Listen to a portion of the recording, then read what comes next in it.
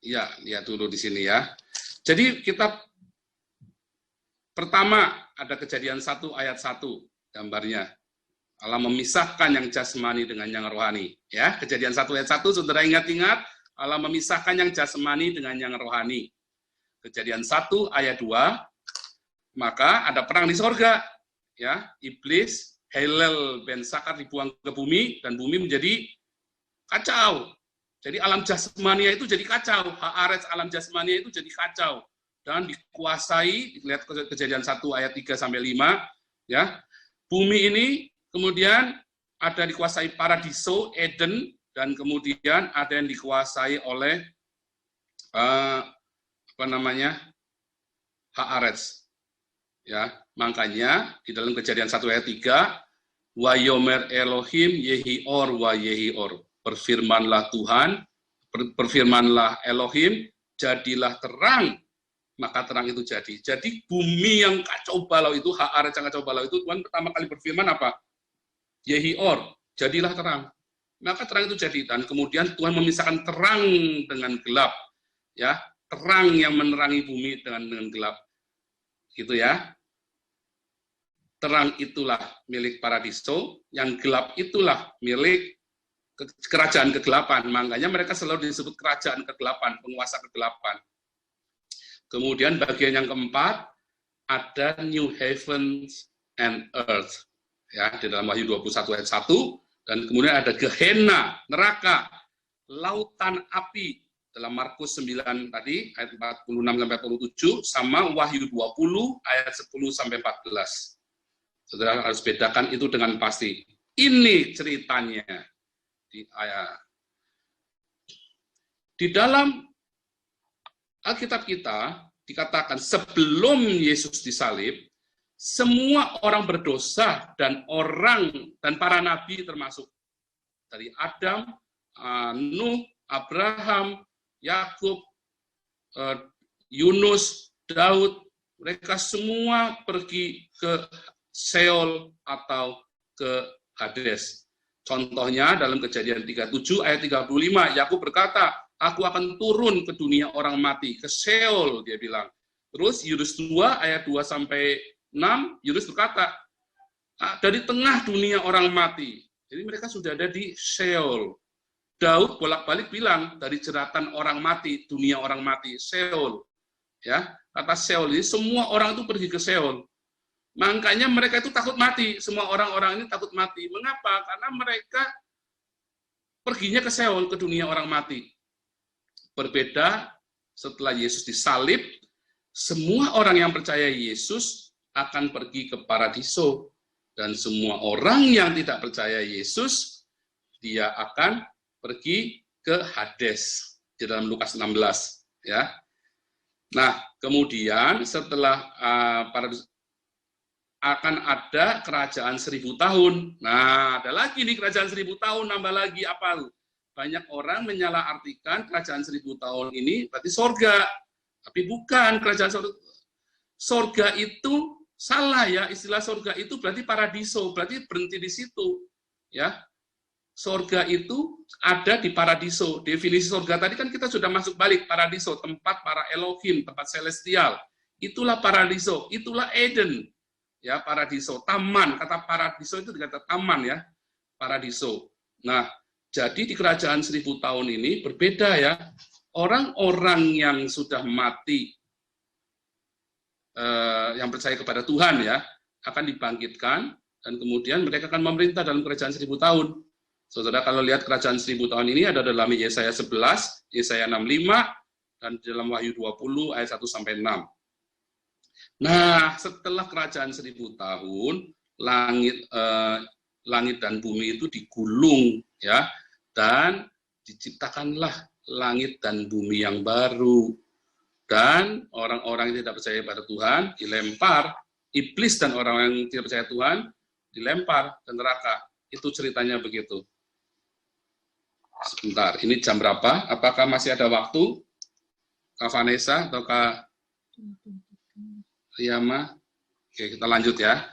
Nanti admin mohon kasih tahu kalau sudah lewat waktunya. Kemudian, Nah, ini tadi ya, Kejadian 37 ya. Saya tunjukkan bahwa Yakub pun pergi ke Seol ya. Itu saya ada keterangannya, Seol adalah dunia orang mati ya. Terus kemudian dalam Yunus 2 ayat 2 sampai 6 itu Yunus pergi ke Seol ya. Itu ayat-ayatnya dari situ. Kemudian Matius 27 waktu Yesus disalib dan Yesus mati, maka kuburan-kuburan terbelah dan orang-orang kudus ya dibangkitkan.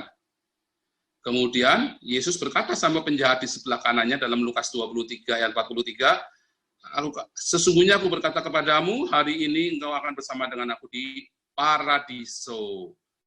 Paradiso ya, bukan di langit bumi yang baru, bukan di mana-mana, di paradiso, bukan di Hades. Ya. Tapi kalau Yesus berkata di dalam Lukas 16 tentang Lazarus dan orang kaya, ya, maka orang miskin itu mati dan dibawa oleh malaikat ke pangkuan Abraham, dan orang kaya juga mati dan dibawa di Hades, ya. Dan itu sebuah perumpamaan ya, jadi bukan sebuah kronologis. Dan saudara harus ingat ya. Dan nanti kelanjutannya adalah cerita tentang kebangkitan orang mati, yaitu Yesus. Jadi kalau orang tidak percaya cerita para nabi, walaupun Yesus bangkit dari mati pun orang nggak akan percaya. Artinya begitu ya. Jadi itu bukan sebuah kronologis, berarti sebelum Yesus ada orang yang di paradiso, enggak. Karena itu baru ada cerita orang-orang dibawa ke paradiso itu baru ada di zaman Yesus, setelah Yesus salib. Nah lalu, nanti kita lewatin aja ini, bertanya jawab ya.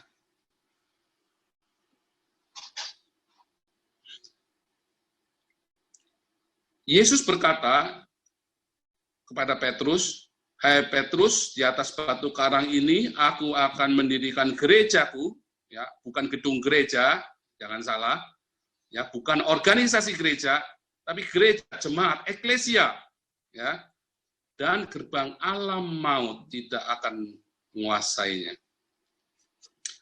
Terus ayat 19 tadi, 14 ayat 19 dikatakan, aku akan beri kamu kunci kerajaan Allah. Ya, jadi gerbang alam maut tidak menguasainya dan kasih kunci kerajaan Allah. Gereja itu kita, Anda dan saya. Terus Yesus berkata dalam Wahyu 1 ayat ke-18, ayat 17-18, Wahyu 1 ayat 17 dan 18, tolong bahasa Indonesianya. Wahyu 1 ayat 17 dan 18. Ketika aku melihat dia, tersungkurlah aku di depan kakinya, sama seperti orang yang mati. Tetapi ia meletakkan tangan kanannya di atasku, lalu berkata, jangan takut, aku adalah yang awal dan yang akhir, dan yang hidup. Aku telah mati, namun lihatlah aku hidup sampai selama-lamanya, dan aku memegang segala kunci maut dan kerajaan maut.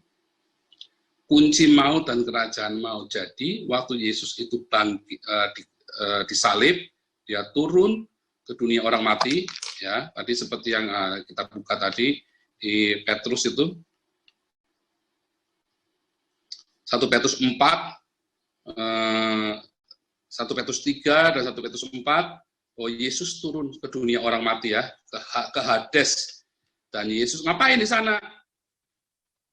Yesus itu ambil kunci jurang maut. Ya, di dalam Roma nanti juga dijelaskan tadi ya, Roma. Yesus itu turun ke jurang maut, sampai ke jurang maut tadi, ke Ebis tadi ya, yang ada gambarnya tadi, di tengah ada jurang maut, di tengah-tengahnya Seol. Itu diambil kuncinya sama Yesus. Nah, kemudian kita masuk ke rapture, tapi kita nggak akan membahas rapture, ini nanti di lain waktu ya.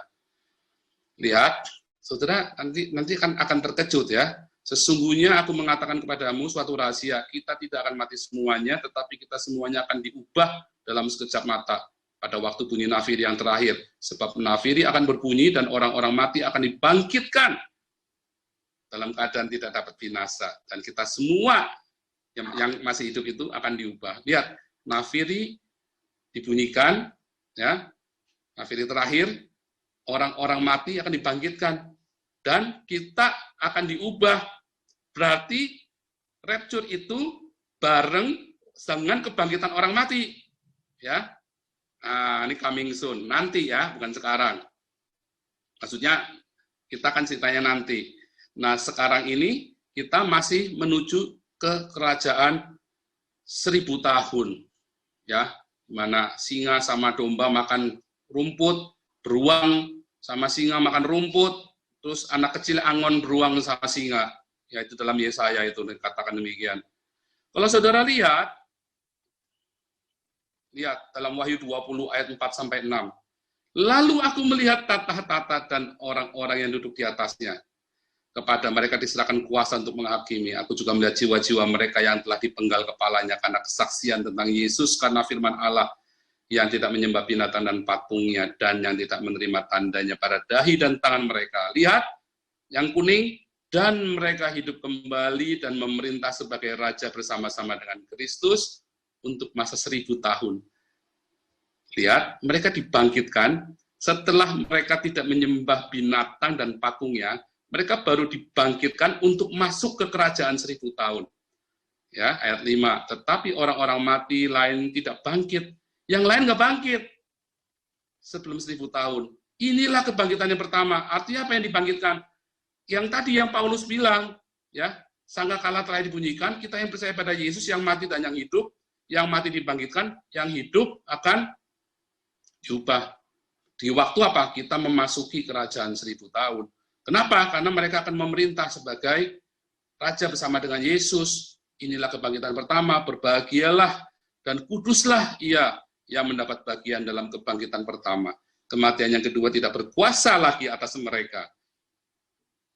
Mereka menjadi imam-imam Allah dan Kristus, dan mereka akan memerintah sebagai raja bersama-sama dengan dia 1000 tahun lamanya. Lihat, kita nanti rapture persis masuk 1000 tahun. Ya, kemudian yang mati dibangkitkan, kita dirubahkan dan masuk ke dalam kerajaan 1000 tahun. Ya, nanti detailnya lain kali. Lihat, kebangkitan pertama, tidak ada kebangkitan kedua. Tapi dibilang kebangkitan pertama, iya, tapi nggak ada kebangkitan kedua. Cuma dibilang kebangkitan pertama. Alkitab nggak pernah bilang kebangkitan kedua lagi. Ya, hanya ada satu kloter. Jadi bareng-bareng, oh itu kan kloter pertama, itu nanti zaman sebelum antikris tadi, oh enggak, itu cuma satu kloter. Alkitab cuma sebut satu kloter, dibangkitkan bareng-bareng semuanya. Tidak ada kloter-kloter lain. Yang mati dibangkitkan, kita yang masih hidup dirubah dalam tubuh kemuliaan. Kemudian, yang dibangkitkan pada kebangkitan pertama tidak akan mengalami kematian kedua. Jadi nanti kalau kita sudah dibangkitkan, nggak akan mati lagi. Ya, kita yang dirubah dalam tubuh kemuliaan, ya nggak mati juga. Yang tidak dibangkitkan pada kebangkitan pertama akan mengalami kematian kedua. Justru ada kematian kedua, yaitu lautan api yang menyala, ini yang tadi disebut Gehenna, ya, yang di dalam Wahyu tadi disebut Gehenna dan disebut oleh Yesus dalam Markus tadi adalah Gehenna. Sekarang saudara lihat. Kita masuk kerajaan 1000 tahun dulu, ya. Di kerajaan 1000 tahun, saudara buka dalam Yesaya 11 ayat 6 dan 9 dan Yesaya 65 ayat 25. Kita baca Yesaya 65 ayat 25 saja. 65 ayat 25.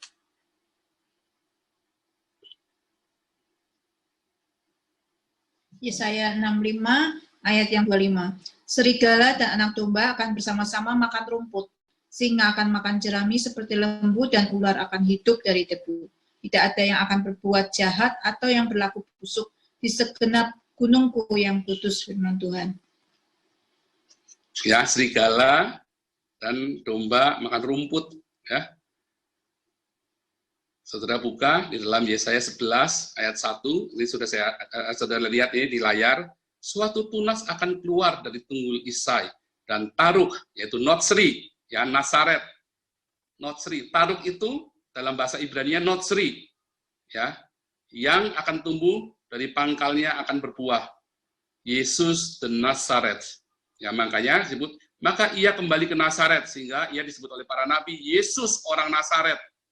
Tapi kata orang lain, nggak ada kata orang di situ, artinya Yesus the Nazaret. Artinya Yesus Hanotsri, Yesua Hanotsri. Yesua sang Taruk.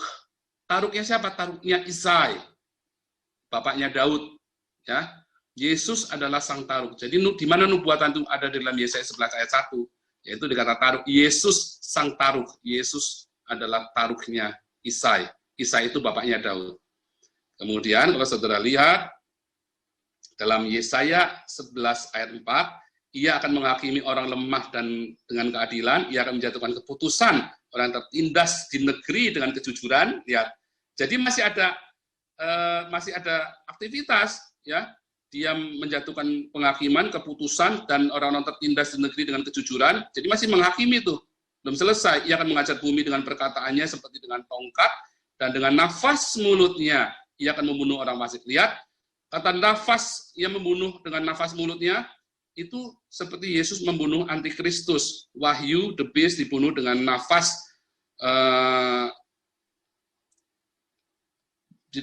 bukan di Wahyu, sorry ya, di dalam 2 Tesalonika 2 ayat 8, ini saya kesulitan.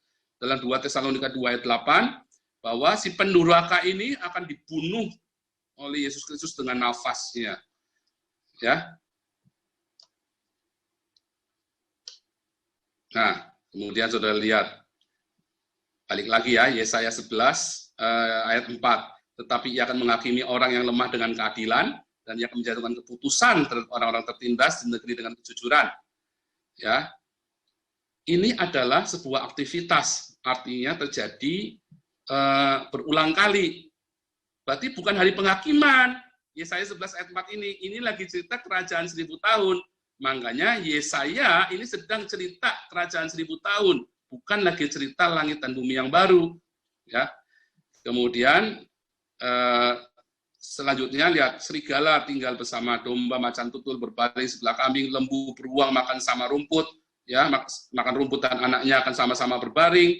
Anak yang menyusu akan bermain dengan liang ular tedung, dan anak yang cerai susu akan mengulurkan tangannya ke sarang ular beludak. Ya, tidak ada yang berbuat jahat atau yang berlaku busuk di seluruh gunungku yang kudus, sebab seluruh bumi penuh dengan pengenalan akan Tuhan, seperti air laut yang menutupi dasarnya. Masih ada laut, masih ada binatang, ya. Kalau saudara lihat nanti Yesaya 65 ayat 17 akan dimulai dengan, lihat aku menciptakan langit yang baru dan bumi yang baru, yang dahulu tidak akan diingat lagi dan tidak akan timbul lagi dalam hati. Kemudian ganti topik, itu bukan melanjutin topiknya yang ayat 18, tetapi bergiranglah, ya, sesungguhnya aku menciptakan Yerusalem. Sejak kapan Yerusalem diciptakan? Enggak ada. Artinya bukan menciptakan Yerusalem fisiknya, tetapi menciptakan kedamaian, kondisinya. Karena nanti kalau saudara lihat, Yerusalem itu tidak diciptakan tapi turun dari sorga. Ya, Yerusalem itu turun dari sorga, enggak diciptakan. Sudah ada sekarang di sorga. Yerusalem itu sudah ada di paradiso, sudah ada di Uranon. Nanti saudara, kita akan ke sana. Jadi Yesaya 65 ayat 17, Yesaya lagi cerita, aku menciptakan langit dan bumi yang baru. Tapi kemudian dia cerita lagi, berubah ke Yerusalem. Nah, ini sekarang ada Yerusalem. Yerusalem dibuat sekondisi ini. Lihat, apa bedanya langit bumi yang baru dengan Yerusalem, dengan kerajaan 1000 tahun yang diceritakan dalam 65 ayat 18. Yesaya 65 ayat 20, lihat, di situ tidak akan lagi bayi yang hidup hanya beberapa hari, atau orang tua yang tidak mencapai umur suntuk, sebab yang mati pada umur 100 tahun masih dianggap muda, dan siapa yang tidak mencapai umur 100 tahun akan dianggap kena kutuk. Artinya apa? Artinya masih ada kematian. Masih ada kematian. Ya. Sedangkan di dalam langit dan bumi yang baru, nanti nggak ada kematian.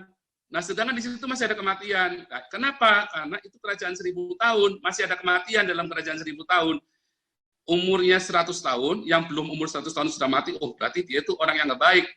Jadi kalau saudara lihat di dalam Wahyu 22 ayat 3, nggak ada laknat di langit dan bumi yang baru. Tetapi di dalam Yesaya 65:20 ini masih ada kutuk, masih ada laknat. Artinya ada orang-orang yang nekat, bikin jahat, dihantam sama Tuhan, dihajar dengan firman-Nya. Makanya nggak ada orang, itu kerajaan damai benar. Semua damai. Ya, singa sama beruang makan rumput. Anak-anak mainan ular tedung, ular beludak. Nah, sebenarnya saudara lihat. ini dalam bahasa aslinya ya, dipisahkan.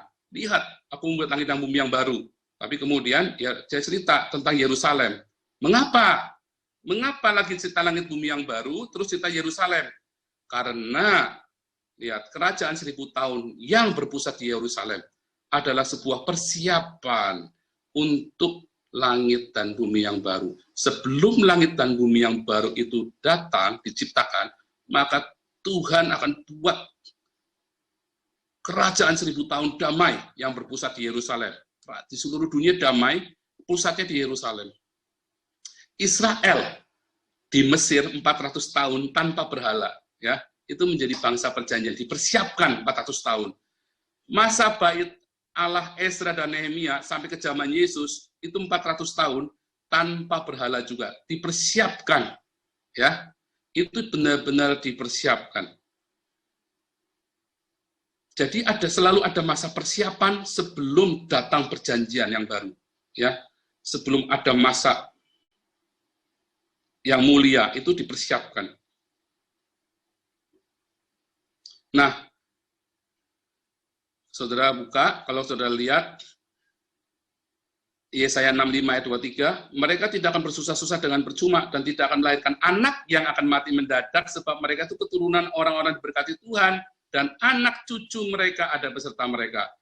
Di dalam setelah di hari kebangkitan, di dalam langit dan bumi yang baru, tidak ada kawin mengawinkan. Jadi ini jelas kerajaan 1000 tahun. Orang-orang yang masih hidup, yang belum mati, yang tidak dibangkitkan, ya, yang mereka memasuki zaman kerajaan 1000 tahun, mereka masih ada kawin mengawinkan, ya. Jadi jelas itu bukan langit bumi yang baru, karena masih ada produksi anak, ya. Saudara lihat setelah kerajaan 1000 tahun, Kejadian 7 ayat 10. Kejadian 7 ayat 10 boleh dibacakan? Kejadian 7 ayat 10. Kejadian 7 ayat 10, setelah 7 hari datanglah air bah meliputi bumi. Setelah hari yang ke-7. Setelah hari yang ke-7. Lihat, satu hari adalah 1000 tahun. Ya, Mazmur 90 ayat 4, 2 Petrus 3 ayat 8. Dari Adam ke Abraham, dari Adam sampai ke Abraham, itu menjadi perjanjian Bapa bagi segala bangsa, itu 2000 tahun. Ya, setelah Abraham, maka mulailah pertama kalinya Allah memperkenalkan diri sebagai El. Kata El pertama kali dikenal di zaman Abraham. El dalam bentuk tunggal, ya. El Shaddai, El Elyon, El Roy, itu pertama kali dikenalkan kepada Abraham tahun 2000. Sebelumnya selalu ditulisnya Elohim terus. Sampai zaman Abraham baru Kejadian 14 baru ditulis ada kata El. Kemudian dari Abraham sampai Yesus itu 2000 tahun. Ya. Kemudian Yesus melakukan karyanya di bumi, mati di salib. Kemudian Roh Kudus dicurahkan, ya. Dari Roh Kudus dicurahkan sampai hari ini 2000 tahun. Dan dalam abad ini kita akan masuk dalam kerajaan 1000 tahun, dan setelah 1000 tahun, berarti itu adalah hari ke-7. 2000 tambah 1000 adalah 7000. Ya. Hari itu 1000. Kata yom atau day itu bukan berarti 24 jam, ya, tetapi berarti satu masa atau satu periode dari matahari terbit sampai matahari terbenam, itu satu yom. Atau satu masa, ya, satu masa atau satu periode, itu adalah yom. Jadi kalau misalnya satu masa 1000 tahun, itu juga satu yom, sama saja satu yom. Terus, Wahyu 20 ayat 11, lalu aku melihat suatu tahta putih yang besar, dan dia yang duduk di atasnya. Dari hadapannya lenyaplah bumi dan langit, dan tidak ditemukan lagi tempatnya. Jadi, habis 1000 tahun, kerajaan 1000 tahun itu selesai, iblis akan dilepaskan sebentar.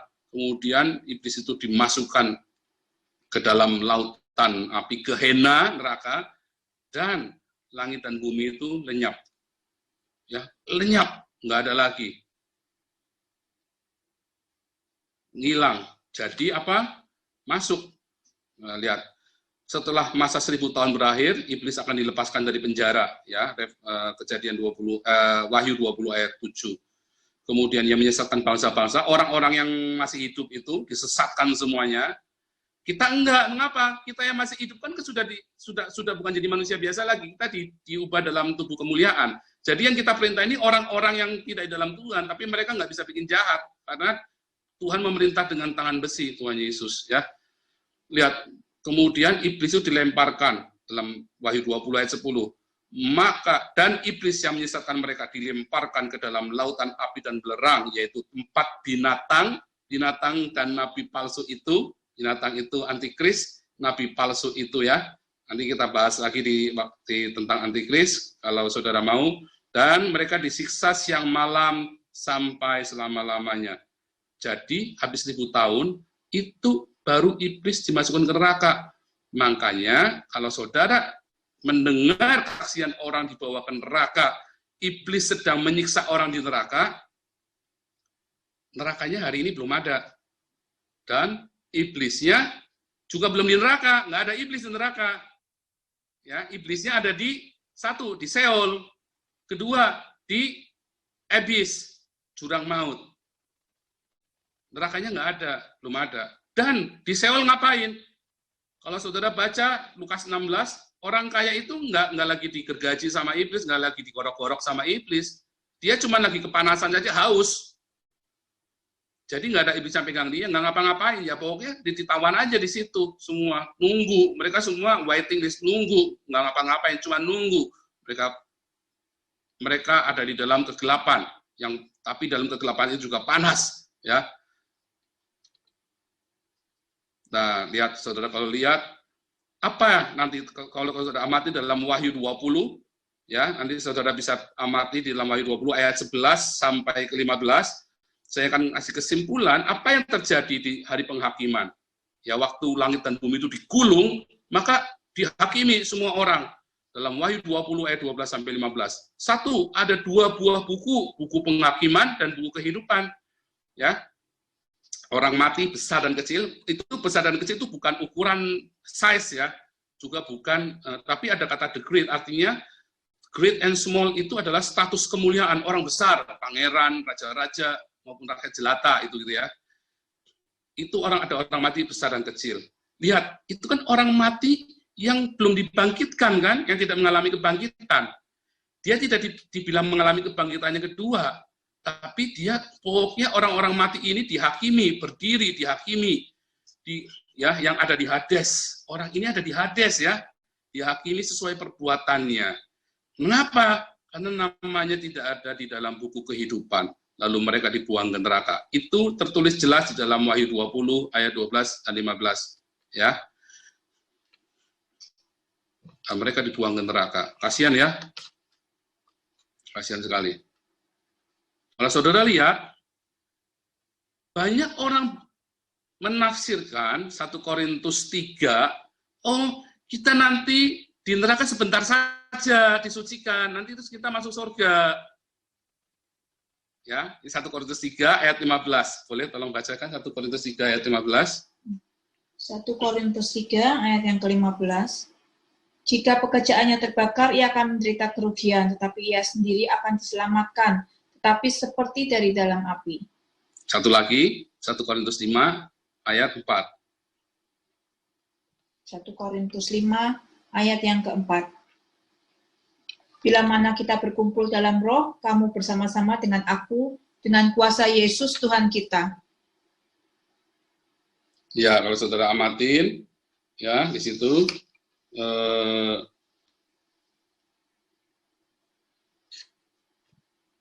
ada hari Tuhan, ya.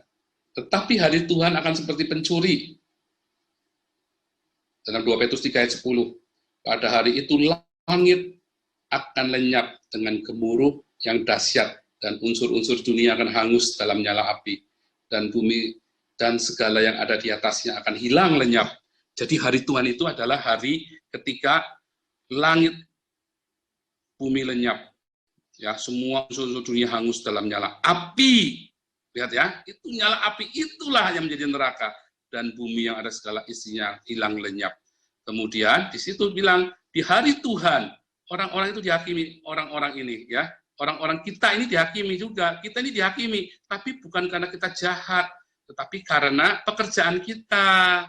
Jadi itu bukan purgatori, karena itu adalah hari Tuhan juga di penghakiman. Nah kita itu di situ kelihatan pekerjaan kita. Kalau pekerjaan kita, pelayanan kita ini ternyata jadi selebritis, ya menjadi YouTube evangelis, kita menjadi selebritis di YouTube, ya kayak saya kan suka bikin YouTube, bikin Facebook, aduh ya Tuhan Yesus tolong saya.